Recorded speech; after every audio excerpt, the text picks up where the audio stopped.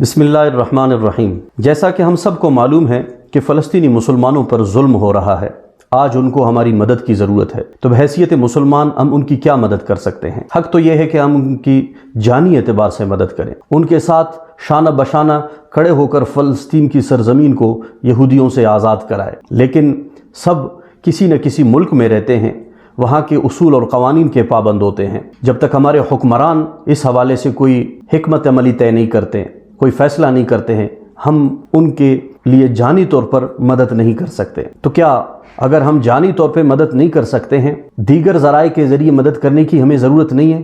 یقیناً ہے۔ کن کن شعبوں میں ہم ان کا مدد کر سکتے ہیں، اس کا جائزہ لیتے ہیں۔ سب سے پہلا جو عمل جس کے ذریعے ہم اپنے فلسطینی مسلمانوں کی مدد کر سکتے ہیں وہ ہے دعا۔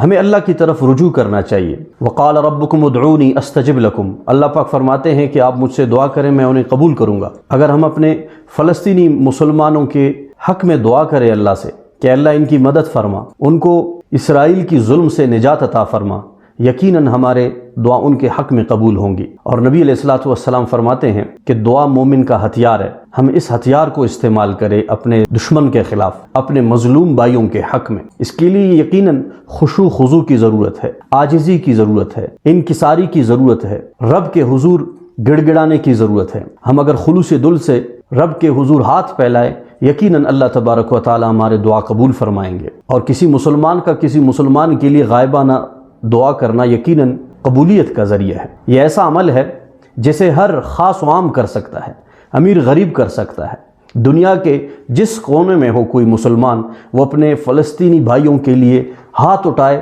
اللہ سے دعا کرے۔ اپنے ہر نماز کے بعد ہم ان کے حق میں دعا کریں، اجتماعی طور پر ان کے لیے دعا کریں، انفرادی طور پر ان کے لیے دعا کریں۔ یہ جو ان کے لیے دعا کا جو جذبہ ہے صرف ایک دن کا نہ ہو، مسلسل ہو، جب تک سرزمین فلسطین یہودیوں کے شکنجے سے آزاد نہ ہو۔ دوسرا، ہم ان کا مالی طور پہ مدد کر سکتے ہیں۔ آج انہیں راشن کی ضرورت ہے، انہیں دوائیوں کی ضرورت ہے، انہیں دیگر اشیاء کی ضرورت ہے۔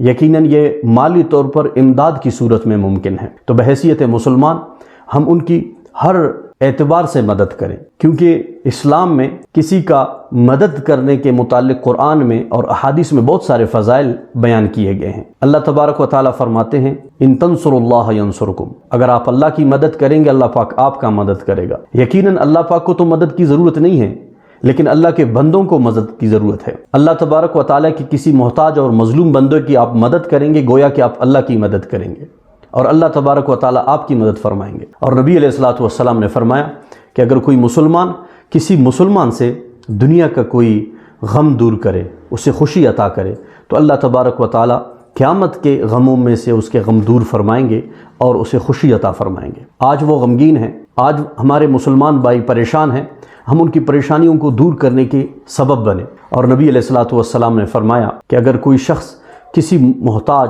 کسی ضرورت مند مسلمان کا کام کرتا ہے تو اللہ تبارک و تعالیٰ اسے 73 مغفرتیں عطا فرمائیں گے۔ ایک مغفرت ان کی بخشش کا ذریعہ ہوگا، یقیناً اس سے اس کا کام ہو جائے گا، باقی 72 مغفرتیں آخرت میں ان کے درجات کی بلندی کے لیے ہوگا۔ اور نبی علیہ الصلوۃ والسلام فرماتے ہیں کہ کوئی شخص اگر کسی مسلمان بھائی کو کھلائے پھلائے اور اس کی نیت یہ ہو کہ اس سے یہ میرا امتی خوش ہو جائے، تو گویا اس نے مجھے خوش کر دیا۔ جس نے رسول اکرم صلی اللہ علیہ وسلم کو خوش کر دیا، گویا اس نے اللہ تبارک و تعالیٰ کو خوش کر دیا۔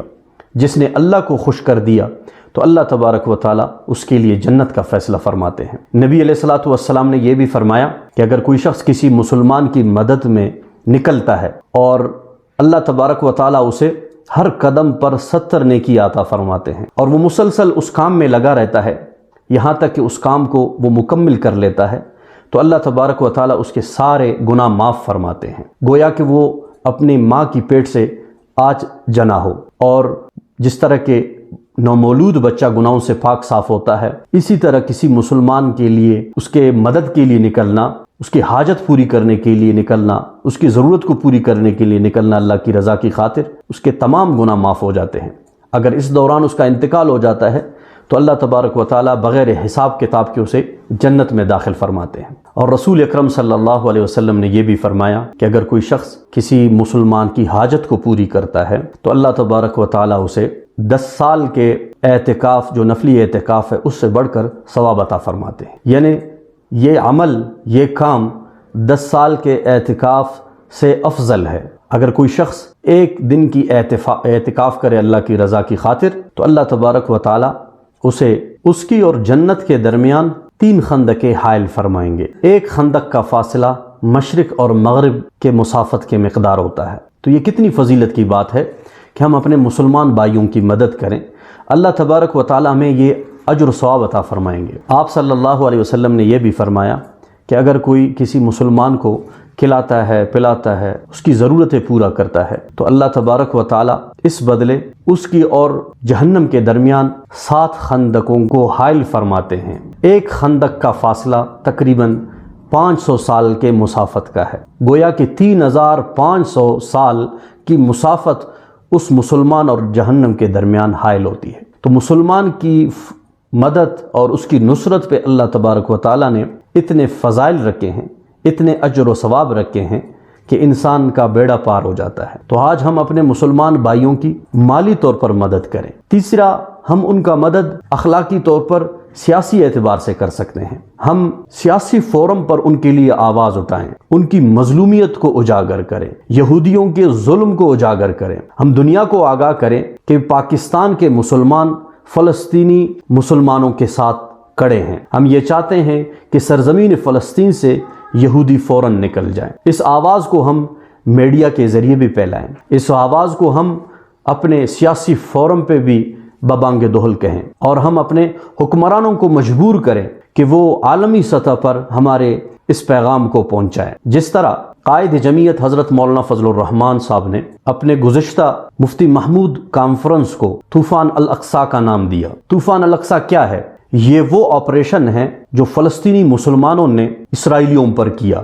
انہوں نے اپنے اس آپریشن کا نام طوفان الاقصی دیا۔ تو قائد جمعیت مولانا فضل الرحمان صاحب نے فلسطینی مسلمانوں کے ساتھ اظہار یکجہتی کے لیے پشاور والے کانفرنس کو مفتی محمود کانفرنس کے بجائے طوفان الاقصی کا نام دیا، اور 29 تاریخ کو کوئٹہ کی سرزمین پر ایوب اسٹیڈیم میں ایک کانفرنس ہونے جا رہا ہے جس کا پہلے نام ڈاکٹر سرفراز شہید کانفرنس تھا، لیکن قائد جمعیت کے حکم پر اس کا نام بھی تبدیل کر کے طوفان الاقصی رکھا گیا۔ تو یہ بھی اظہار یکجہتی کا ایک ذریعہ ہے کہ ہم اپنے کانفرنسز کو ان کے آپریشن طوفان الاقصی کا نام دیں، تاکہ اس سے میڈیا کے ذریعے یہ بات اجاگر ہو کہ پاکستان کے مسلمان اپنے فلسطینی مظلوم بھائیوں کے شانہ بشانہ کڑے ہیں۔ دعا ہے کہ اللہ تبارک و تعالی ہماری ان کاوشوں کو قبول فرمائے۔ وآخر دعوانا الحمدللہ رب العالمین۔